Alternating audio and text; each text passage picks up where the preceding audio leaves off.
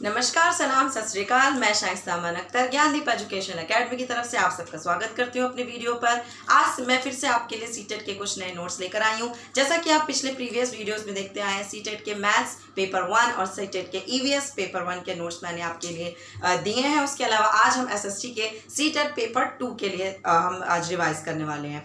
बच्चों देखिए, आपको अच्छे से पता है कि सीटेट के जो पेपर्स हैं, पेपर 2 है, एसएसटी है, उसमें जो आपके क्वेश्चन आते हैं एसएसटी वाले बच्चों के लिए दो सेक्शंस होते हैं। एक एसएसटी का होता है और एक मैथ्स और साइंस का होता है। तो मैथ्स और साइंस की बात हम यहाँ पर इस वीडियो में नहीं करेंगे। उसके लिए आप और भी बहुत सारे अच्छे अच्छे चैनल्स हैं, आप उसे जरूर देखिए और अपनी तैयारी को स्ट्रॉन्ग कीजिए। आज हम यहाँ पर फिलहाल सिर्फ एसएसटी की बात करने वाले हैं, उन स्टूडेंट्स के लिए जो 6 to 8 के लिए एसएसटी के टीचर बनना चाहते हैं और जिन्होंने एसएसटी के लिए फॉर्म फिल किया है। ठीक है, तो सीटेट का बिना अपने टाइम वेस्ट किया मैं अपना टॉपिक आज कवर करना चाहूंगी फटाफट से, क्योंकि वीडियो बहुत लंबी हो जाती है, बच्चे फिर देखते नहीं है, बोर हो जाते हैं कहीं ना कहीं।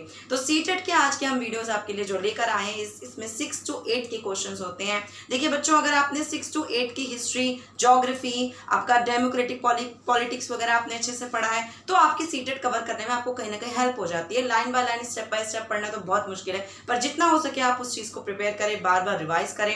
ठीक है, कोशिश करें कम से कम चीजों को, कम से कम टाइम में चीजों को आप लर्न करें, और लिखकर लर्न करेंगे तो और भी अच्छा है। नहीं भी टाइम है तो वीडियोस को भी आप, बहुत सारी वीडियोस इससे रिलेटेड आप देख सकते हैं बार बार। ठीक है बच्चों, तो चलिए विदाउट टाइम वेस्टिंग हम अपने सीटेट की इस वीडियो को स्टार्ट करते हैं।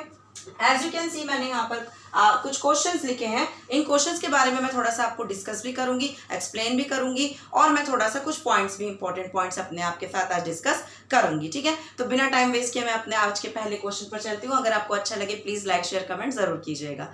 चलिए नेक्स्ट आ जाते हैं। हमारा सीटेट पेपर 2 है एसएसटी का। आपका पहला क्वेश्चन, आपका फर्स्ट क्वेश्चन है, नमाज के दौरान मुसलमान मक्का की तरफ मुंह करके खड़े होते हैं, उस तरफ की दिशा को क्या कहते हैं? ठीक है, आपने देखा होगा या सुना होगा, जो मुस्लिम लोग होते हैं वो मक्का की तरफ अपना मुंह करके खड़े होते हैं और उसके बाद वो नमाजें अपनी अदा करते हैं। ठीक है, तो उस दिशा को क्या कहा जाता है? हिंदी में तो हम जानते होंगे कहीं ना कहीं कि पश्चिम दिशा में हम पढ़ते हैं, मगरिब की ओर पढ़ते हैं, पर यहाँ पर ना तो पश्चिम ऑप्शन है ना तो मगरिब ऑप्शन है। ऑप्शन है आपका लिबान, किबला, मंसूरा और सहन, ये 4 ऑप्शन है, इनमें से आपको देखना होगा। तो बच्चों वो जो ऑप्शन है वो है आपका किबला। ठीक है, ये जो किबला ऑप्शन है इसको आप कह सकते हैं, क्योंकि किबले की तरफ मुंह करके नमाज पढ़ी जाती है और किबला जो है वो पश्चिम दिशा में है, मगरिब की दिशा में है। ठीक है, बहुत सारे बच्चे जानते भी होंगे इसके बारे में। नेक्स्ट चलते हैं अपने क्वेश्चन की तरफ। दिल्ली सल्तनत के अंतर्गत बंदगाह शब्द का प्रयोग किसके लिए होता था? ठीक है, कई लोग इसे बदंगा पढ़ लेते हैं, कई बदंगा, बंदगा, मतलब थोड़ा सा नहीं पढ़ पाते, इसे कहते हैं बंदगा। ठीक है, जैसे कि आप समझ पा रहे हो, बंदगा बंदगी, कुछ बंद करके किसी को रखना, इस तरह से भी आप याद रख सकते हैं। तो बंदगा शब्द किसके लिए इस्तेमाल होता था? वो इस्तेमाल मजदूर, गुलाम, किसान या काश्तकार। तो जाहिर सी बात है, बंदी है, बंदगा है, तो गुलाम के लिए यूज होता था। तो इसका ऑप्शन सही होगा गुलाम। ठीक है बच्चों, नेक्स्ट है, दिल्ली सल्तनत के संदर्भ में कथनों पर विचार करें। ये कुछ कथन आपके लिखे हुए, इन्हें हम पहले पढ़ लेते हैं। भिन्न भिन्न आकार वाले इलाके इफ्ता कहलाते थे। ठीक है, पहला पॉइंट, इन इक्तों को संभालने वाला अधिकारी अमीर कहलाते थे। ठीक है, इक्तों हैं ये। 2 पॉइंट्स दिए हैं कि भिन्न भिन्न आकार वाले इलाके इक्ता कहलाते थे और इन इक्तों को संभालने वाला अधिकारी अमीर कहलाता था। अब आप पहले तो ये समझ लीजिए कि इक्ता किसे कहते हैं। ठीक है, पहले जो सुल्तान थे उन खिलजी और तुगलक शासकों ने कई सेना नायकों को, ठीक है, सेना नायक जो सेना के जो नायक होते हैं, मेन होते हैं, हेड होते हैं, भिन्न भिन्न आकार के सूबेदारों के रूप में नियुक्त किया हुआ था, रखा हुआ था, अपॉइंट किया हुआ था। ठीक है, वो जो इलाके थे जहां पर उन्हें अपॉइंट किया जाता था उन्हें इक्ता कहा जाता था। ठीक है बच्चों, और इन्हें संभालने वाला जो अधिकारी था उन्हें या तो इक्तेदार कहते थे या तो मुफ्ती कहते थे, मुफ्ती। ठीक है, मुफ्ती का फर्ज था कि वह सैनिक अभियानों का नेतृत्व करे। सैन्य जो अभियान होते थे, यानी सैनिकों से जो रिलेटेड होते थे, जो भी अभियान थे, उनके जो मिशंस होते थे, उनका नेतृत्व करे। तो मैंने अभी बातों बातों में इसका आंसर आपको बता ही दिया। ठीक है, तो भिन्न भिन्न आकार वाले इलाके इफ्ता कहलाते थे, इन इफ्तों को संभालने वाला अधिकारी अमीर कहलाता था। तो अमीर तो नहीं कहलाता था, मैंने अभी आपको बताया, इक्तेदार या फिर मुफ्ती कहलाते थे। ठीक है, तो ये सेकंड वाला ऑप्शन तो भैया हो गया गलत। ठीक है जी, तो कौन सा सही हो गया? केवल एक। सही कौन सा है? केवल एक या फिर केवल 2, या 1 और 2 दोनों सही है या दोनों गलत है? तो केवल 1 सही है। ठीक है, सिर्फ पहला वाला जो ऑप्शन है वो आपका सही है। कौन सा? भिन्न भिन्न आकार वाले इलाके इक्ता कहलाते थे। ठीक है बच्चों, नेक्स्ट क्वेश्चन की तरफ आते हैं हम अपने। हमारा प्रश्न 4 है यहाँ पर, दिल्ली सल्तनत में कृषि पर लगने वाला कर क्या कहलाता था? दिल्ली सल्तनत की बात चल रही है, अभी दिल्ली डायनेस्टी की बात करेंगे हम। ठीक है, तो खुम्स कहलाता था, ज़कात कहलाता था, खराज कहलाता था या उश्र कहलाता था? ठीक है, तो बच्चों इसका आंसर होगा आपका ज़कात, खराज। ठीक है, इसका आंसर क्या होगा? खराज। ज़कात तो जो रोजे रमजानों के महीने में दिए जाते हैं उसे ज़कात हम कहते हैं, उस पर नहीं आते हैं, जो पॉइंट है उस पर चलते हैं। खराज, तो दिल्ली सल्तनत में खेती पर लगने वाला जो कर था, जो टैक्स था, उसे खराज कहते थे। इसका क्या था भाई कि कुल उपज का आपको 50% देना होता था। जितनी फसल उगी है उसका 50% हिस्से का हिस्सा को आपको देना पड़ता था। ठीक है जी, तो इसका आंसर हो गया आपका खराज। ठीक है जी, अगला क्वेश्चन है, अलाउद्दीन खिलजी ने अपने सैनिकों के लिए सीरी, ठीक है सीरी वहां लिखा हुआ है, थोड़ा आपको नहीं नजर आएगा, मैं पढ़ के बता रही हूं। अलाउद्दीन खिलजी ने अपने सैनिकों के लिए सीरी नामक गैरिसन शहर बनवाया, तो वो किस जगह पर बनवाया? अब आप कहोगे कि मैम ये गैरिसन शहर है क्या, तो मैं उसके बारे में आपको पहले बता देती हूँ। ठीक है जी, पहले सुन लीजिएगा। गैरिसन शहर बल्कि एक ऐसा किला था, उसको शहर हम कहते थे, एक ऐसा किला था जहाँ सेना की कुछ टुकड़ी होती थी। सेना की बहुत आपके 50, 100, 200 सिपाही होते थे, उनकी टुकड़ी वहां पर रहती थी। ठीक है जी, किसी भी मुद्दे के लिए, किसी भी चीज के लिए सैनिकों को हमने इकट्ठा किया है, या कोई परेशानी हो गई है तो भी उसे फिर ठीक किया जाए। ठीक है, कोई उपद्रवी कुछ लोग आ गए हैं तो उसको ठीक किया जाए, तो उसके लिए वहां पर एक किला बनाया गया था जिसे कहा गया था क्या? गैरिसन शहर। ठीक है जी, तो ये कहाँ पर था? तुगलकाबाद किस शहर में बनवाया गया था? बड़ा इंपॉर्टेंट क्वेश्चन है, कई बार पूछ लिया जाता है। तुगलकाबाद, आगरा, अजमेर, दिल्ली, तो इसका सही ऑप्शन है आपका दिल्ली। ठीक है जी, कहाँ? दिल्ली। नेक्स्ट आ जाते हैं, बाजार नियंत्रण की नीति को किस सुल्तान द्वारा लागू किया गया? ठीक है, अब बाजार नियंत्रण, जैसा कि नाम से समझ पा रहे हो कि बाजार को नियंत्रण करना, तो पहले आप इसका आंसर देख लेते हैं। मोहम्मद बिन तुगलक, गयासुद्दीन तुगलक, जलालुद्दीन खिलजी, अलाउद्दीन खिलजी, तो इसका जो सही उत्तर है वो है बच्चों अलाउद्दीन खिलजी। क्या है उसका सही उत्तर? अलाउद्दीन खिलजी। मैं इसके बारे में भी आपको थोड़े से पॉइंट्स पढ़ के बता देती हूँ। अलाउद्दीन खिलजी जो था वो एक दूरदर्शी शासक था। ठीक है, मतलब उसको दूर की चीजें समझ आ जाती थी कि पहले से वो कहीं ना कहीं अनुमान लगा लेता था। नेचर होता है किसी किसी का अचानक पता चल जाता है। काश हमें पता होता है कि सीटेट में पहले क्या आने वाला है, वही क्वेश्चन देते। बट चलिए, ये भी एक अच्छी बात है, हमें मेहनत करनी चाहिए। मेहनत से मिली हुई चीज का ही तो आपका फल मिलता है, तो बड़ा अच्छा भी लगता है। ठीक है, तो अलाउद्दीन खिलजी जो था, अलाउद्दीन खिलजी वो एक दूरदर्शी शासक था, उसे दूर का अंदेशा हो जाता था। साम्राज्य विस्तार की नीति के लिए, मंगोल पर आक्रमण के लिए उसके लिए एक विशाल सेना उसको रखना बहुत जरूरी था। अब उस विशाल सेना को रखने के बाद क्या था, उसका खर्चा उसको बहुत ज्यादा लगने लगा, बहुत खर्चा होने लगा। तो भैया ये खर्चा कवर करें कैसे? ठीक है, तो उस सेना पर होने वाले खर्च में कमी लाना, यानी कि बहुत खर्च हो रहा है, इसमें कमी लानी है, इस उद्देश्य से अलाउद्दीन खिलजी ने सैनिकों का वेतन जो है, सैलरी जो है वो फिक्स कर दी कि जी आपको 100 रुपए या 500 रुपए या 1000 रुपए ही मिलेंगे। ठीक है, उसके बाद क्या किया, सैनिकों को सीमित वेतन में ही दैनिक आवश्यकता यानी रोजमर्रा के जो जरूरी का सामान था वो उपलब्ध कराने के लिए मूल्य का निर्धारण किया। तो ऑल ओवर समझ आया कि सेना के लिए ऑल ओवर कहीं ना कहीं ये किया गया था मूल्य का निर्धारण करने के लिए कि इस वेतन से ही 100 रुपए मिले हैं तो आपको 100 रुपए में काम करना है, उसके अलावा आपको नहीं मिलेगा।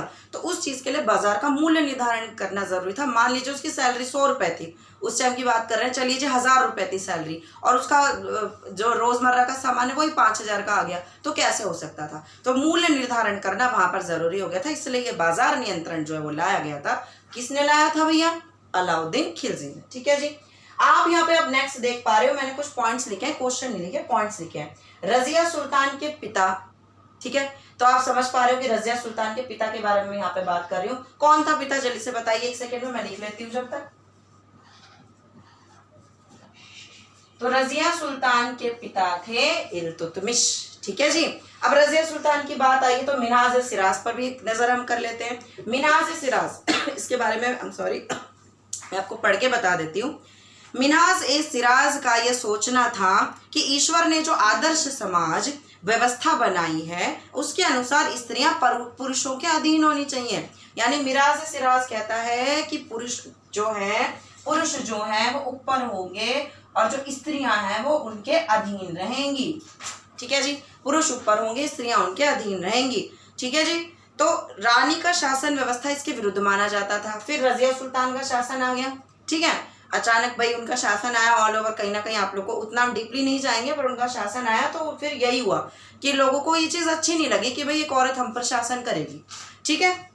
तो ये हुआ। तो रजिया ने क्या किया, अपने अभिलेखों को और अपने सिक्कों को जो वो बनवाया उस पर क्या अंकित करवाया कि वह इल्तुतमिश की बेटी थी, यह अंकित करवाया ताकि कोई उन्हें प्रॉब्लम ना आ सके, ठीक है। तो बेटी किसकी, यहाँ से एक हमें पॉइंट मिल गया कि भाई वो बेटी किसकी थी, इल्तुतमिश की थी। तो भाई मिनाज सिराज क्या है, जो कहता है कि पुरुष ऊपर है और स्त्रियां उनके अधीन है और रानी की व्यवस्था इसके विरुद्ध है, रानी को नहीं कर सकते, शासन नहीं कर सकती रानी, ठीक है। ये था आपका मिनाज सिराज। कभी इस पे से कोई पॉइंट आ जाए तो आप बता सकते हो। अब यहाँ पे आप देख रहे हो काकतीय वंश की रानी, ठीक है।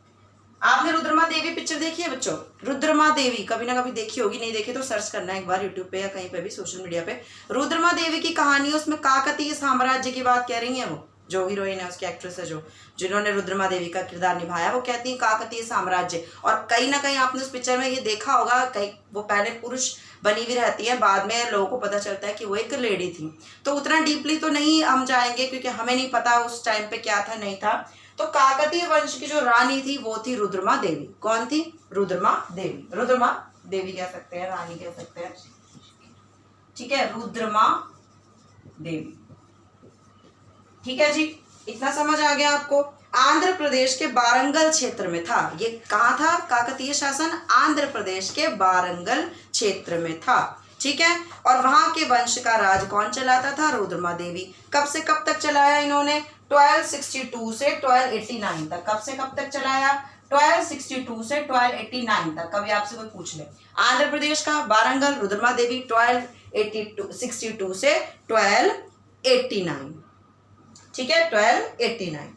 चलिए नेक्स्ट एक कश्मीर रानी जिन्हें दीदी भी कहा जाता था, तो कश्मीर रानी कौन था? अच्छा, इनके बारे में एक चीज मैं आपको और बता दूं, रुद्रमा देवी के बारे में एक बात और जान लीजिए आप कि इन्होंने अपना जो सिक्का या अपना जो भी लिखवाया था उसमें पुरुष जैसा नाम लिखवाकर भ्रम पैदा किया लोगों में कि आपके राज्य का राजा एक पुरुष ही है, क्योंकि उस टाइम पे पुरुष को ही अपना राजा स्वीकार करते थे लोग।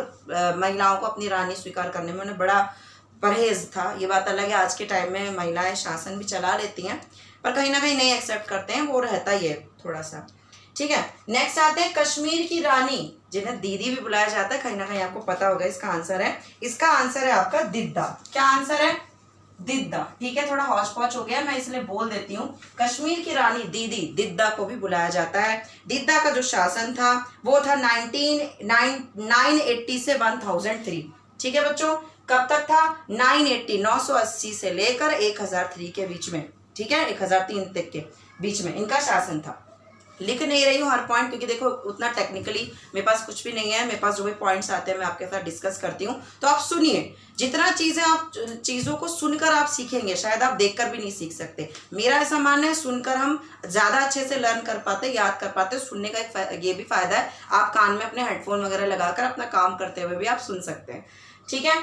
तो ये सारे कुछ पॉइंट्स थे, एक बार मैं फिर से बता दूं। रजिया सुल्तान के पिता इल्तुतमिश, काकतीय वंश की रानी रुद्रमा देवी, ठीक है, आंध्र प्रदेश वारंगल याद रहेगा, कश्मीर की रानी दीदी जिन्हें दिद्दा भी कहा जाता था, इनका शासन 980 से 1003 के बीच में था। और मिनाज सिराज जो ये कहता है कि पुरुष ऊपर है और स्त्रियां उसके अधीन है और वो कहीं भी रानी की व्यवस्था को स्वीकार नहीं करता था, ठीक है बच्चों। तो आई होप आपको ये वाले क्वेश्चन जरूर समझ आए होंगे। देखिए ये जो क्वेश्चंस हैं ये आपके प्रीवियस पेपर में आप चेक करना, कहीं ना कहीं पूछ लिए जाते हैं। 7th क्लास की बुक है हमारी, ठीक है, उसमें से ये क्वेश्चंस निकल के आए हैं। काफी सारे मैंने देखे, कहीं पर भी क्वेश्चंस में भी हैं, कई लोग बताते भी हैं इसके बारे में, क्लासेस वगैरह लेते हैं उसमें भी ये क्वेश्चंस बताए जाते हैं, ठीक है। क्योंकि इंपॉर्टेंट क्वेश्चन है तो प्लीज इन्हें स्किप मत करिए, इसको पढ़ते रहिए, अपनी प्रैक्टिस अच्छे से करते रहिए। All the best for your exams and धन्यवाद। आगे सपोर्ट इसी तरह करते रहिए। Please like share and subscribe my channel.